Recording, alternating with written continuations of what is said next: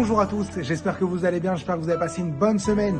On se retrouve aujourd'hui pour un coaching Dvar Torah, les Nishmat, mon fils, Shemaya, Shlomo, Ben Johanna, Yonachana, André, Zahira, Batemili, ainsi que la protection de tout le Ham Israël Bezrat Hashem. Cette semaine, parachat Balak. Balak, c'était le roi de Moab. Il avait très peur des bénis Israël. Alors il a demandé à un prophète qui s'appelle Bilam de maudire le peuple juif. Alors au lieu de les maudire, Hachem il a fait qu'il va les bénir. On peut apprendre 3 enseignements de cette histoire. Premier enseignement, c'est que Balak il a eu peur des bénis Israël, il se sentait menacé. Alors justement, on doit comprendre que la peur ne doit pas nous faire peur.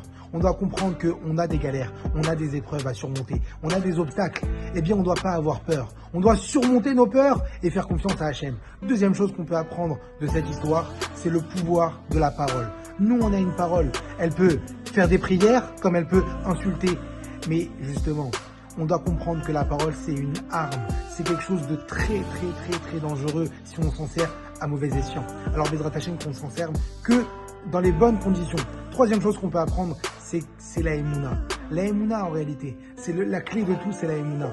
Hachem, il te dit, fais tes plans, fais ce que tu veux. Mais si moi j'ai décidé, si Bilam il a décidé de maudire et que moi j'ai décidé de bénir le peuple juif, tu peux faire tout ce que tu veux. Hachem, il a ses plans. Alors on doit avoir la Emouna. 3 choses ce Shabbat qu'on doit apprendre. Première chose, c'est qu'on doit comprendre qu'on a des peurs. Mais on doit dépasser ces peurs pour faire la suite.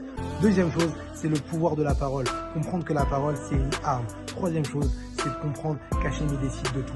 On doit avoir la Emouna dans nos vies. Alors, Bezrat Hashem, qu'on réussisse à faire ces 3 choses et Bezrat Hashem, qu'on puisse avoir Mashiach très rapidement. Shabbat Shalom et des bonnes nouvelles, Bezrat Hashem.